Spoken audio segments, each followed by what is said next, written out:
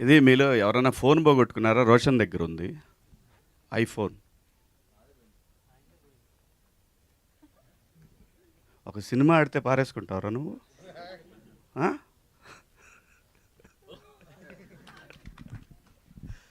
అందరికీ నమస్కారం. మీడియా మిత్రులకు, పాత్రికేయ సోదరులకు అందరికీ పేరు పేరున నమస్కారం. అలాగే ఈ కార్యక్రమానికి పిలిచినందుకు థ్యాంక్ యూ సో మచ్.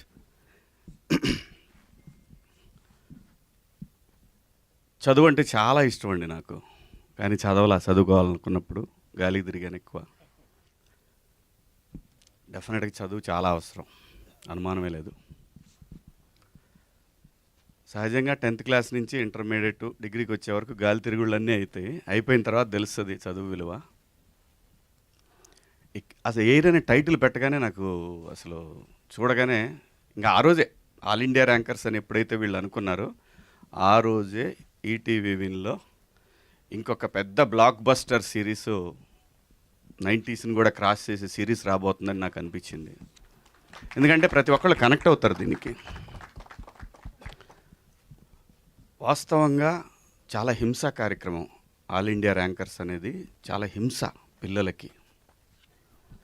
హింస అంటే జనరల్గా సహజంగా ఆది మానవుడి నుంచి ఎవల్యూషన్ అయిపోయి వాడు రకరకాల ఫీల్డ్స్లోకి వెళ్ళిపోయి ప్రపంచాన్ని ఒక స్థాయి నుంచి ఎక్కడికో అవసరమైతే ఈ భూమి అంతా వెళ్ళిపోతే ఆకాశంలో ఎక్కడ ఉండే పరిస్థితి క్రియేట్ చేసిన మనిషిని ఏం చేస్తున్నారంటే, ఇదంతా కూడా మెదడు చేసే పని కదా, ఆ మెదడుని ఒకే చోట ఆ 4 గోడల మధ్య ఎట్టి పరిస్థితుల్లో వీడు ఆల్ ఇండియా ర్యాంక్ కొట్టాలి అనేటువంటి కాన్సెప్ట్ ఏదైతే ఉందో అది అత్యంత దారుణమైనటువంటి ఈ భూమి మీద ఒక హేయమైన చర్య అది నా దృష్టిలో.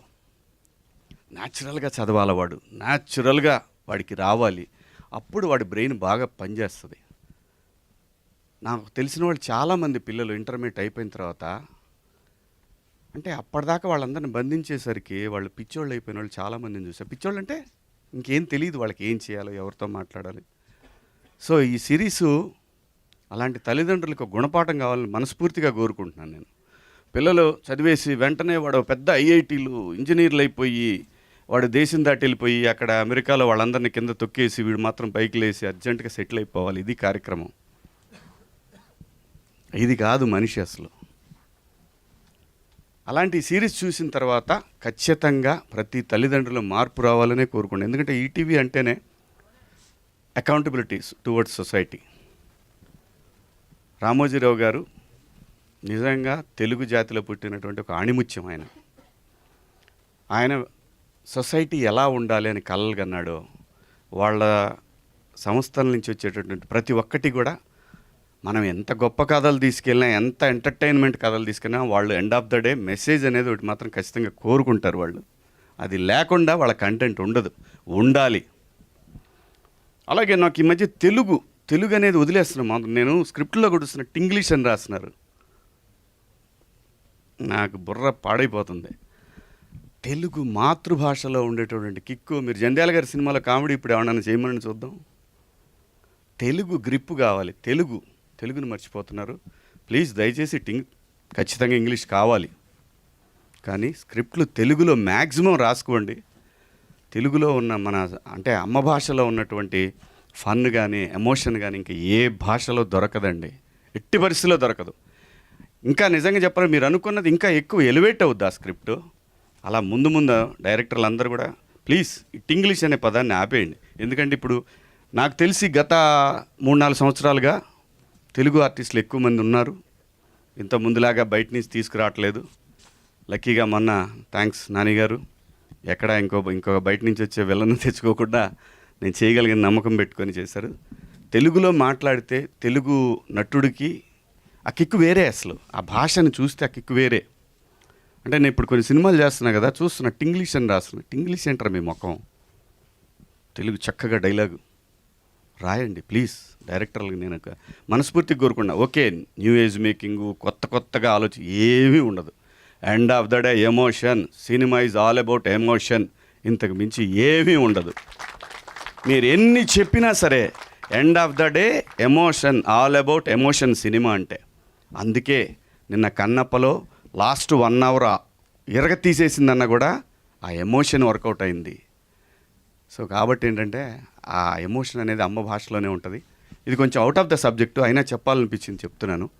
సో ఇక మా సినిమాకి వచ్చేసరికి ఖచ్చితంగా సాయికృష్ణ గారు కానీ, నితిన్ గారు కానీ, అలాగే entire team, ETV win team వాళ్ళు ఖచ్చితంగా టువర్డ్స్ సొసైటీకి ఉపయోగపడేది, అలాగే బ్రహ్మాండమైన ఒక కొత్త రకంగా కథని చెప్పే ప్రయత్నాలు వాళ్ళు విపరీతంగా చేస్తూ ఉన్నారు. ఖచ్చితంగా ఇది కూడా చాలా పెద్ద సక్సెస్ అవుద్ది. అలాగే మిత్రుడు సందీప్ రాజు గారు నిజంగా ఇన్స్పిరేషనేనండి. వీళ్ళందరూ కూడా ఖచ్చితంగా ఇన్స్పిరేషన్. మనకి టువర్డ్స్ ఆర్ట్ పట్ల డెడికేషన్ ఉంటే జాతీయ స్థాయికి వెళ్ళొచ్చు అని చెప్పి ప్రూవ్ చేశాడు ఆయన. సో అలాగే తమ్ముడు సుహాస్ కానివ్వండి, ఇవాళ అటు నుంచి ఇటు రాకుండా మనోడిని ఇక్కడి నుంచి అక్కడ తీసుకెళ్లారు, విచ్ ఇస్ గ్రేట్. నిజంగా చాలా సంతోషం. సో ఖచ్చితంగా చేసినటువంటి ఈ సిరీస్లో చేసినటువంటి అందరికి కూడా శుభాకాంక్షలు. ఖచ్చితంగా పెద్ద హిట్ అవుద్ది.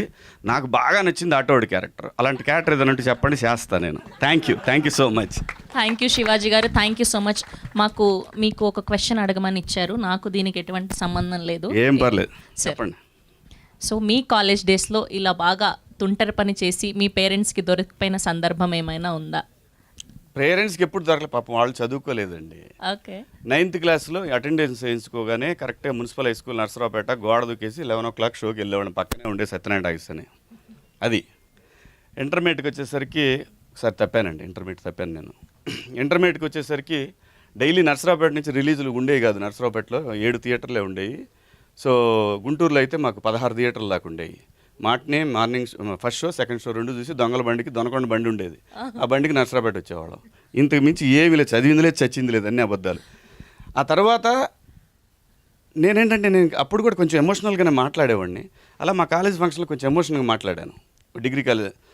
ఏమంటే మీరు చెప్తున్నారు కానీ అంతగా ఎక్కట్లేదండి అని అనేవాడిని. అంటే వాళ్ళలో లేదు లోపం, నేను అసలు విన్సేస్తే కదా. సో అలాసరికి సర్లే సెకండ్ ఇయర్ చూద్దాం, థర్డ్ ఇయర్ చూద్దాం అనుకున్నారు. అమ్మతోడు ఆ 2 సంవత్సరాలు చదివానండి నేను. వీళ్ళు నన్ను గట్టిగా పడతారనేసి. సో చదివింది తక్కువ, కానీ చదివితే చాలా బాగా చదివేవాడిని. సో చదవకుండానే ఇంత జ్ఞానాన్ని తెచ్చుకోగలిగారు. చదివాను తల్లి, డిగ్రీ కాదు ఫెయిల్ అయ్యాను అన్నారు కదా ఇంటర్ ఫస్ట్ ఇయర్. సో అలా ఫస్ట్ అటెంప్ట్ లోనే పాస్ అయ్యి ఉంటే 10th కూడా ఫెయిలే. అయ్యో 10th ఫెయిల్. మమ్మల్ని మించిన బేవర్స్ నా కొడుకులు ఈ భూమి మీద ఉండరు. సో ఇంత జ్ఞానోదయం నాతో పాటు మా జీవన్ కానీ మా బ్యాచ్ అంతా వేరే ఉంది, ఒక batch. Thank you sir, thank you so much. నేను అన్ని పాస్ సార్, ఫ్యాషన్ డిజైనింగ్ వరకు చదువుకున్నాను సార్. రేపు అయితే ఖచ్చితంగా మీరు పాస్ అయి ఉంటారు. సర్టిఫికెట్లు చూడాల్సిన పని లేదు మీకు. Thank you sir, thank you for gracing our event. And Suhas గారిని కూడా ముందుకు రావాల్సిందిగా రిక్వెస్ట్ చేస్తున్నాం.